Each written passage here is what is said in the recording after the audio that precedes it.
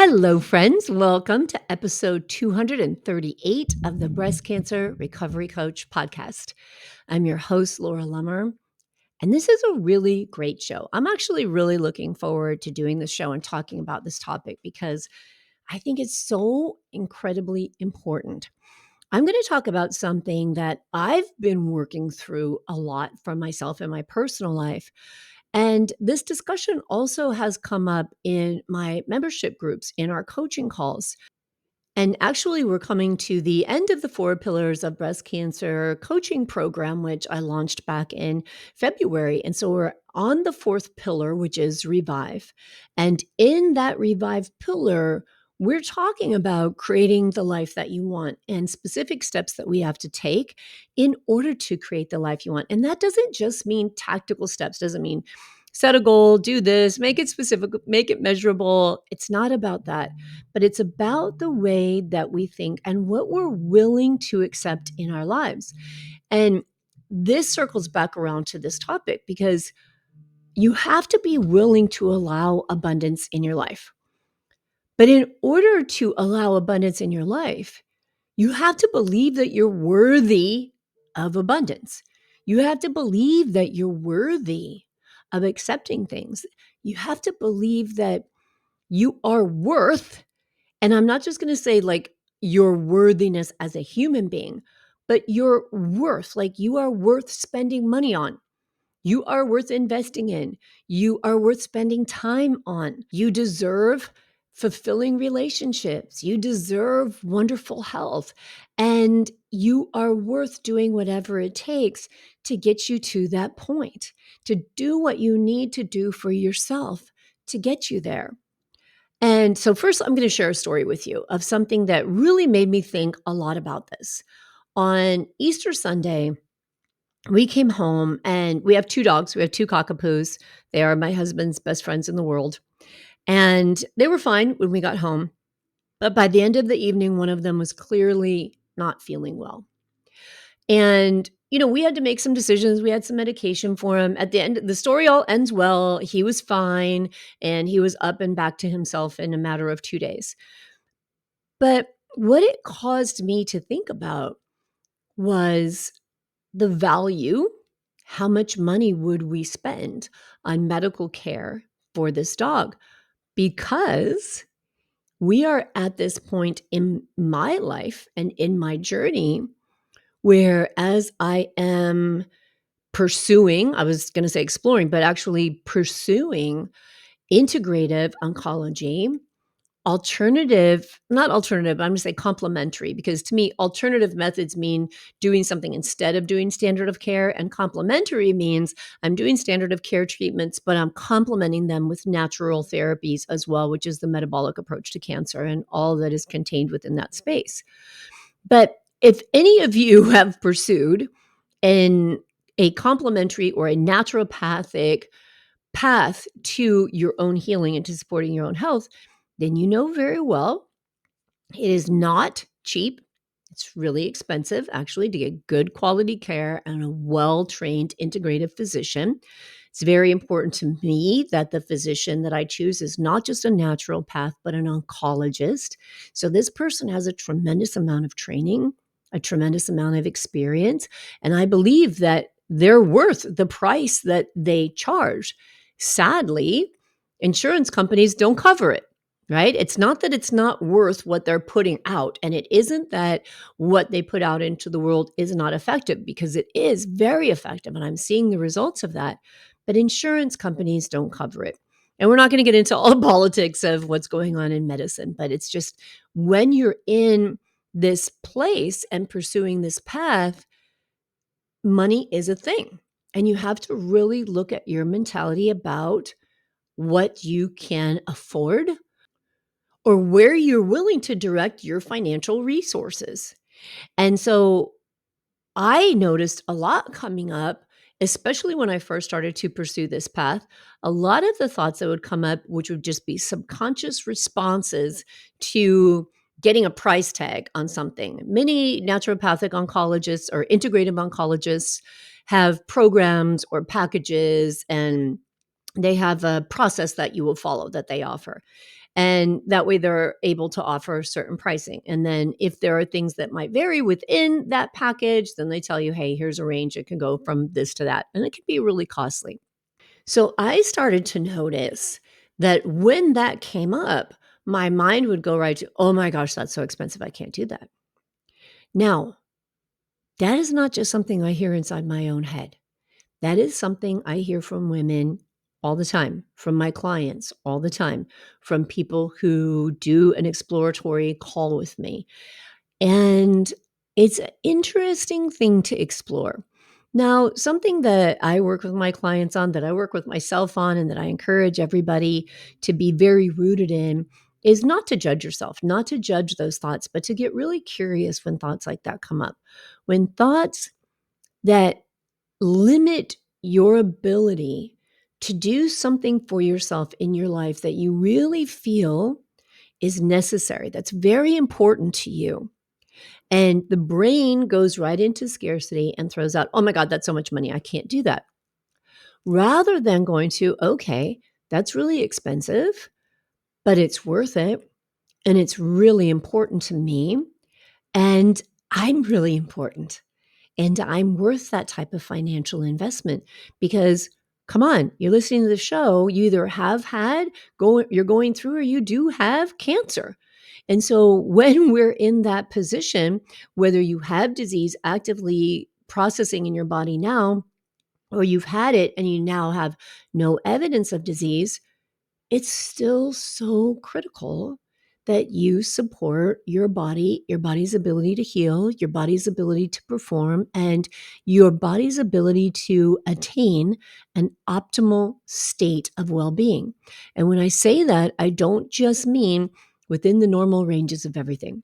I mean optimal ranges of everything. And a lot of times that testing can cost money. The support to get you into optimal range can cost money.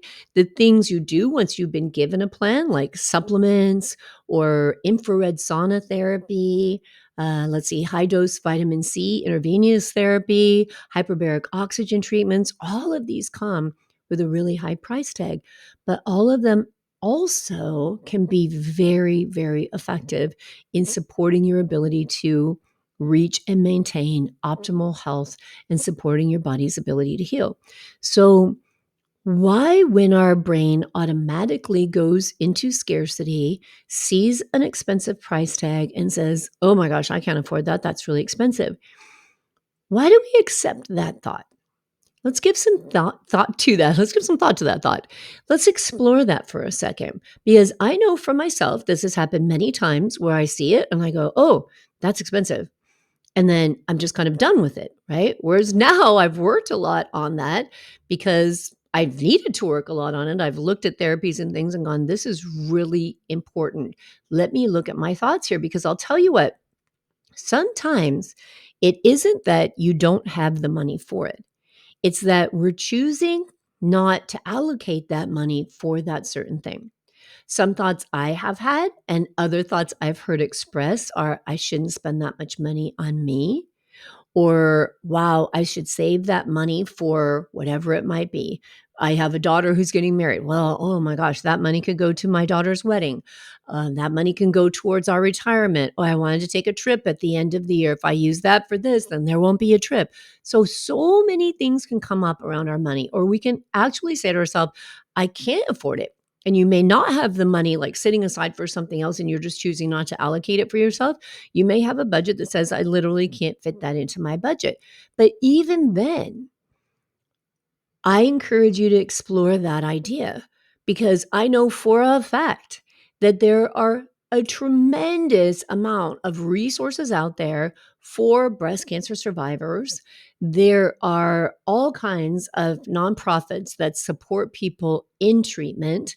And there are scholarships and there are payment plans and there are things we can sell. There's actually a lot of options when it comes to us saying to ourselves, that's really important.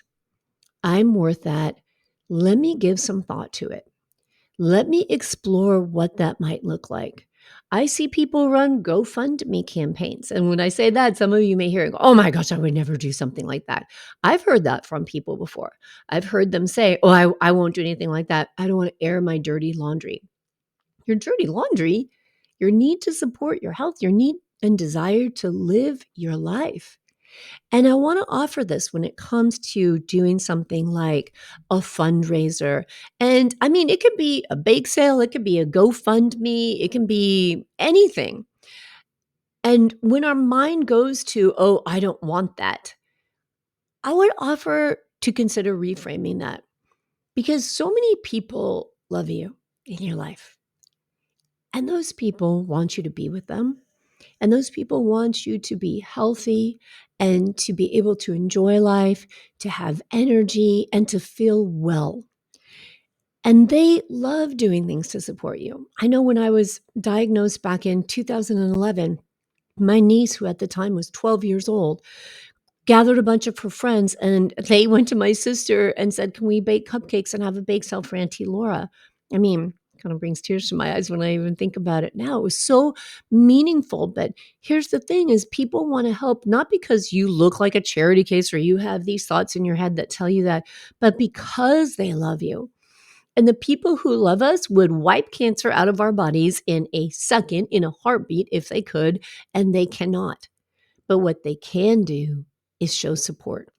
And when we allow people to show support in whatever way that looks, cleaning your house, giving you rides to treatment, having a bake sale, offering financial resources, it allows them to express love in whatever way they are trying to express love.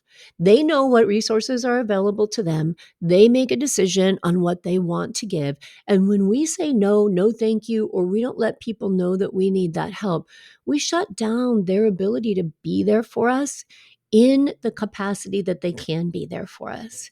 So just consider that. If you're someone who is going through treatment or who needs something to support your health, even if you don't have cancer right now, and you know people, I mean, we all know people, right? And you know that there are resources out there, just give that some thought, do some thought work on that and ask yourself, when you say, I can't afford to do that, or I can't afford that, or I don't have the money for that, what other options might there be? This is so important. This story just popped into my mind as I said this. In my breast cancer recovery group, which is my free Facebook group, I saw, and this was, gosh, maybe a year ago, there was a post about a compression sleeve, Lymphediva's compression sleeves. In fact, I think that I had gotten a new compression sleeve. It was something like that. We were talking about compression sleeves in the group, and something was said about Lymphedivas. And one woman posted and said, I love those sleeves, but I really can't afford those because they are expensive. And compression sleeves can be very expensive. I mean, I was kind of shocked. I was like, gosh, this is a piece of elastic with one seam. Why is it so damn expensive? But they are. And so this woman posted how much she loved them, but it wasn't within her budget. And within minutes, someone else said, please allow me to gift you one. I have the money to give it and I'd love to give it to you. Like, I'd get choked up thinking about that. That was so friggin' cool. And they connected outside of that group, and this person sent her this compression sleeve and the glove.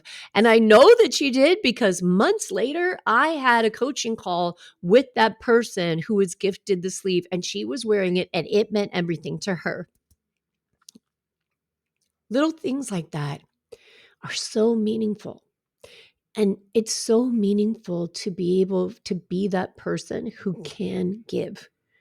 And we never know who's out there who has the capacity and the resources to give if we don't allow ourselves to be open to receiving abundance, if we don't allow ourselves to be open to the worthiness of whatever we need in our lives, of everything that we need to support us, and receiving it openly and graciously, right? Allowing it to be just an extension of love and care from someone. And I can tell you, I have met women on my coaching calls who people have given them apartments to live in, people who had, who had rental properties. One woman I met, someone had a boat that they rarely used, and it was like a big boat, like someone could live in it, a nice boat. And they let this person live in it because she was going through treatment and she couldn't afford to keep up with her bills and she didn't have the energy to continue to work. Like people are so nice. So many people have such big hearts, and I hear and see stories like that, and it's absolutely amazing. So, when it comes to that need for some kind of treatment, some kind of therapy, some kind of support for your health that is important to you and it has an expensive price tag, allow yourself to explore that. If you look at your own financial resources and you look at them and say, gosh, I really just don't have that to allocate. What else can I do? Let that be the next question. Wonder what else is out there because the universe is so rich and so abundant. So allow yourself to explore it rather than closing yourself off to it. And I just want to again reemphasize for you to adopt the thinking of, I deserve this. I am worth this. Okay. But what if you do have the resources and you just choose not to use them on you? So I just shared a couple of stories with you where I've looked at my money and gone, oh my gosh, well, my daughter's wedding is coming up. I've got to set that aside. Well, and as I do some thought work on that, I look at it and I say, what would my daughter rather have? That money towards her wedding or me alive for her wedding? I'm pretty sure I know the answer to that, right? Sometimes we have to look at our thoughts behind money and realize and ask ourselves this question. If someone you loved, your sibling, your parent, your child came to you in the exact same situation and said, I need this, but this is how much it costs. Would you whip out the checkbook? Would you whip out the debit card, the credit card? Would you figure out a way to support your loved one? I think the answer to that, and mostly what I have met with, the answer to that is absolutely 100%. I wouldn't think twice. And yet we think twice when it comes to us. We have to stop this because continuing to support our health after we finish treatment, looking for ways to support our health while we're going through standard of care treatment with excellent care, right? And this is really important because when we are in this situation, when we have a breast cancer diagnosis, or we're going through treatment, or we're recovering from breast cancer treatment, or we're just in life, let's say that you're 5 years out of breast cancer treatment, but you just don't feel the way you want to feel. Are you the expert? Are you the nutritionist? Are you the personal trainer? Are you the exercise scientist? Are you the herbal specialist, the essential oil specialist, right?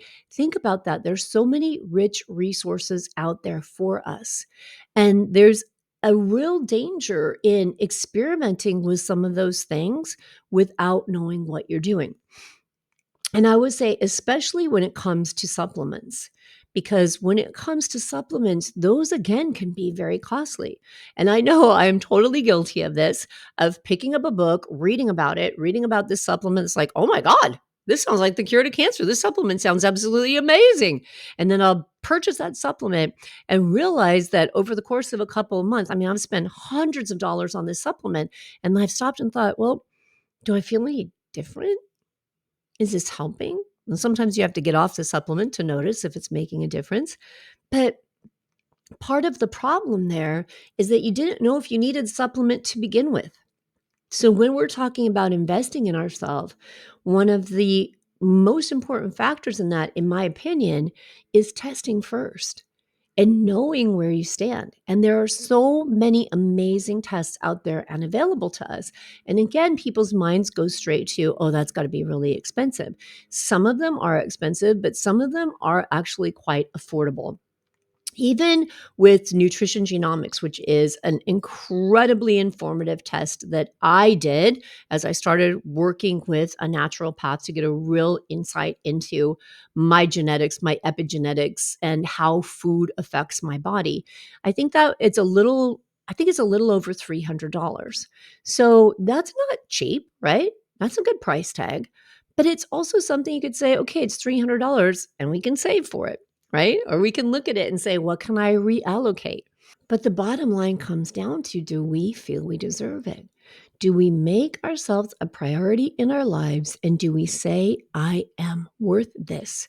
Do we stop and do we look at sometimes when we're in fear, when we're not really happy with the way that things are going, and we turn to buffers to make ourselves feel better? And a very popular buffer is retail therapy. Another popular buffer is alcohol. Another popular buffer is food. These are all expensive. And if we stop and we look at the money we spend on buffers sometimes, we could say to ourselves, you know what? I could have spent that on an expert that could have given me the information I needed to help me feel more comfortable and confident in what I'm doing to support my health and healing now. And I just think that this is such an important area for us to explore. I know for me it has been. When I made that mindset shift to, oh my gosh, here's all this stuff, it's so expensive. When I went from there to, oh, that's expensive, how can I come up with this money? It's like these doors open, opportunities presented themselves, ideas came to me, and I started realizing, oh, there are all of these things I can do. There are these different things that I can do to support myself and come up with the finances I need for this, just because I changed my mindset, and instead of closing off to anything that may have been out there or telling myself a story that certain money should be set aside for something more important than me, right? Or something that might happen someday in a rainy day. It's like, I'm saving this money for something that might happen, but if I don't spend it now on me, on what is happening, I might even be here for that rainy day. This makes no sense. But these are common thought patterns that we go into. And I just love, like I said, we had this discussion in my membership groups, and I just think it was such a valuable discussion. It was so awesome for me to listen to the vulnerability of these women, and I completely identify with it and continue to work through it. You know, we are raised with money mentalities, and those money mentalities sometimes outweigh our ability to see what we need for our health to be able to thrive in this life. And too much of the time, we stay in suffering when we don't have to, because we don't realize that we haven't decided that it's okay to spend money on ourselves. Now, there's another way that I see this used when people say, I can't afford it, or I hear people say, I can't afford it, because it can be a lot of work. And sometimes that's really scary. Changing your diet, following a supplement protocol, adopting an exercise routine, committing to a meditation routine, showing up and being vulnerable and open with an integrative practitioner who's definitely going to want to delve into emotional issues, past traumas in your life. A lot of people don't want to go there. And so we use financial resources as an excuse to not dig in and do the work that brings up fear inside of us, that makes us say, oh, because, nobody's going to argue with that. If you say, I can't afford it, if you tell yourself you can't afford it, if you tell your partner, hey, we can't afford it, we don't have the money for that, most of the time, people aren't going to argue with you, right? That seems like a very reasonable excuse, but there are so many other options underneath it. And sometimes there are so many thoughts that are buried underneath that it's actually just an excuse more than it is a true fact. So I would ask you to explore those thoughts for yourself. Get out that piece of paper, and at the top of that piece of paper, put spending money on my health, and see what comes up for you. What thoughts do you actually have about that? How much are you worth? Would you put a price tag on that? Honestly, if someone came up to you and said, hey, here's this program, it could save your life, it's $10,000. What would you think? What would you do? What would you be willing to do? What would you be willing to rearrange? It's an interesting concept to dig into. Who would you be willing to ask? What resources would you be willing to look for? What is your worth that you attach to yourself on a financial level? What's the price tag you put on your optimal wellness, emotional wellness, physical wellness, overall wellness? It is such an interesting topic to dig into, and I invite you to do that with so much curiosity, right? And if you notice the judgment coming up, if you notice thoughts like, that's so dumb, I shouldn't think that, or if you notice the thoughts that come up from when you were a kid, if you were raised with someone who thought in financial scarcity, and you realize, I'm still adopting that thinking that was ingrained to me when I was a child. And I need to decide to start thinking for myself now from the place I am today. I need to work through letting go of the scary thoughts of a child who were, when you were worried about everything because an authority figure in your life kept saying, we don't have this, we can't afford this, we can't do this. And it felt really scary because you didn't even know what it meant, right? We hold on to those things. And I remember listening to Rachel Cruz. I think it was a book that she wrote. I don't think it was a podcast. I think it was her book. And she was talking about the money mentalities that we were raised with and how we just believe that that's the way we're supposed to think about money. In fact, I know for sure it was her book. I wish I could remember the name of the book, but I will look for it and I'll put a link to it in the show notes of this podcast. But she tells a story in that book about how as a kid, her mom made spaghetti a certain way. And then one night she was invited to go to a friend's house for spaghetti dinner, and she loves spaghetti. So she went to her friend's house and they served dinner, and it was like, what is this? This is not the way you eat spaghetti. And I don't recall what the difference was. Like her mom either made it a certain way, long noodles and no meatballs, and this lady made a different noodle and meatballs, whatever it was. It was different than what she was used to. And she had never seen someone eat spaghetti in this way. And she likened that to the way that we are taught about money. Whatever our parents told us, whatever we were shown, is what we adopted. And we may have changed and added and maybe put work into that for ourselves over the course of our life, or maybe not. Maybe we're still holding on to the same fears and we don't even realize it because we think it's true. We tell ourselves a story and we think it's true.